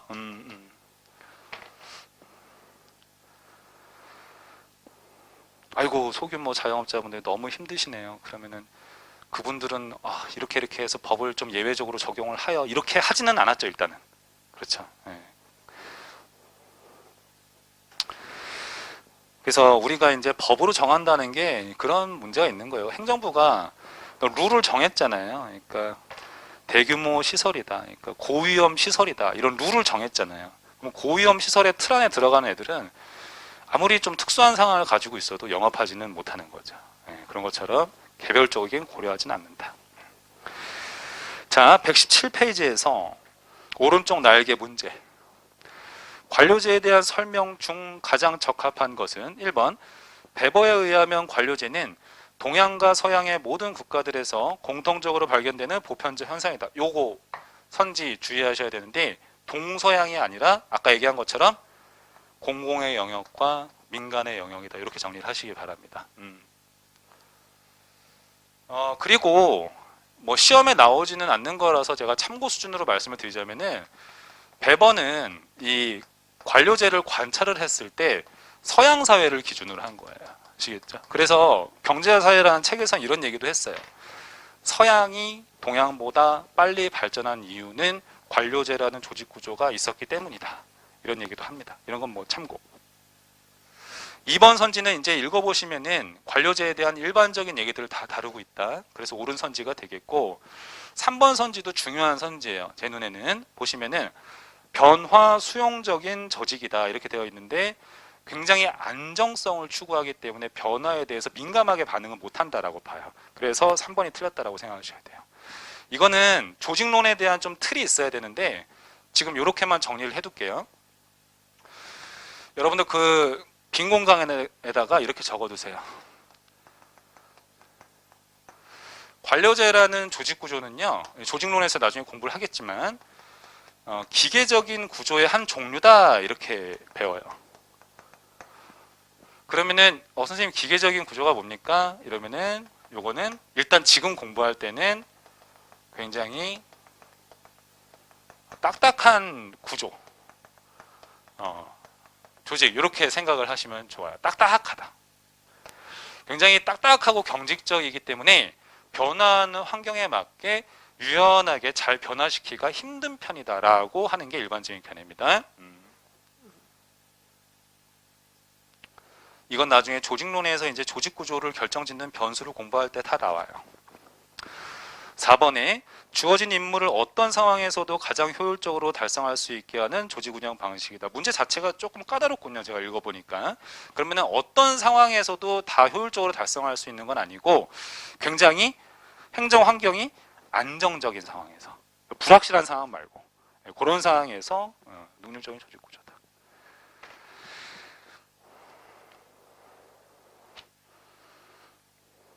118페이지.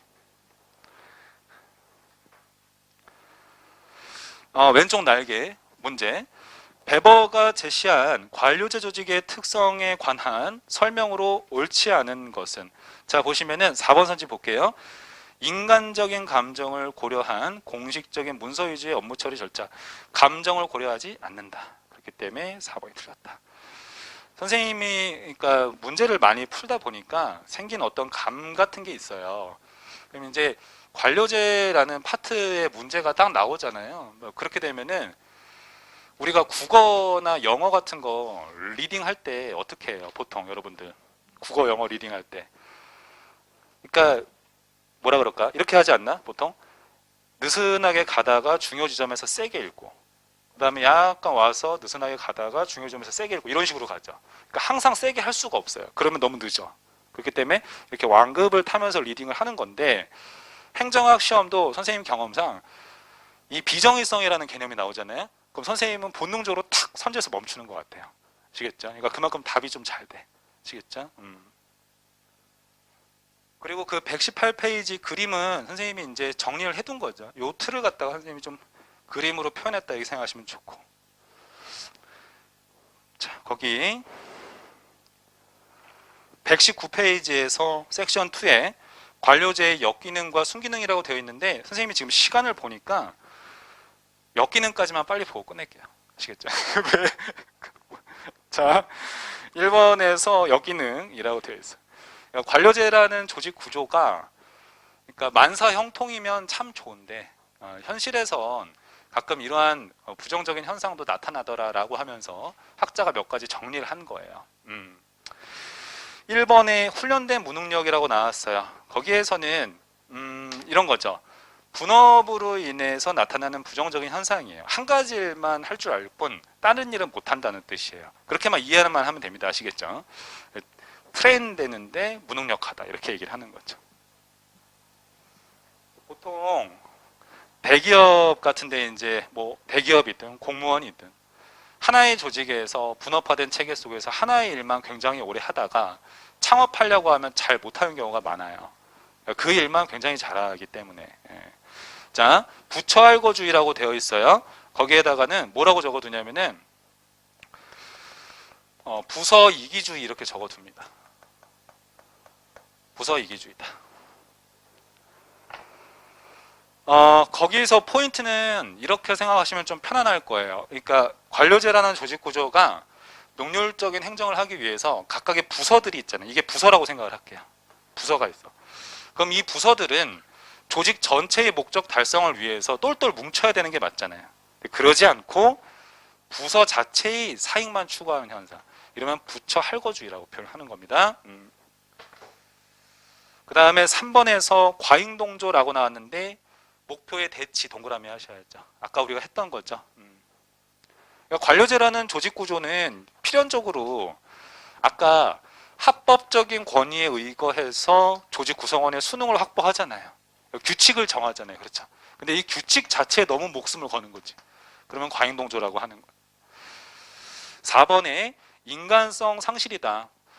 이런 얘기가 나오는 거죠. 딱 이렇게 오로지 이게 법대로만 이제 행정을 하려고 하다 보니까 일정한 감정을 섞어가지고 예외적인 경우를 둘 수도 있는 건데 그러지 않는다라고 하는 거죠. 너무 부품화되는 현상이 발생하기도 한다. 자, 5번에서 법문용례라는 표현이 있어요. 자, 이것은 이렇게 적어둘게요. 복잡한 절차, 그러니까 규칙 자체가 너무 지나치게 많은 상황을 비꼬아서 표현하는 거예요. 그러면은 법문용례다. 그 다음 6번에 법으로 규정한 수준까지만 일을 하려는 태도. 우리가 이제 행정하다 보면은 이런 경우를 많이 겪죠. 그래서 이제 조금 더 국민이 만족할 수준까지 열심히 일을 해주면 좋은데 지금 나온 규정이 이래요. 이렇게 표현하는 경우가 있잖아요. 이걸 갖다가 무사 아닐 일이라고 적습니다. 무사 아닐이다.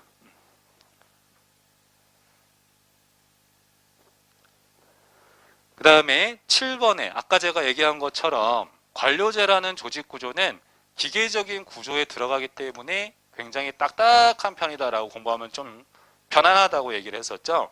그래서 경직성 동그라미 하시죠. 7번에서.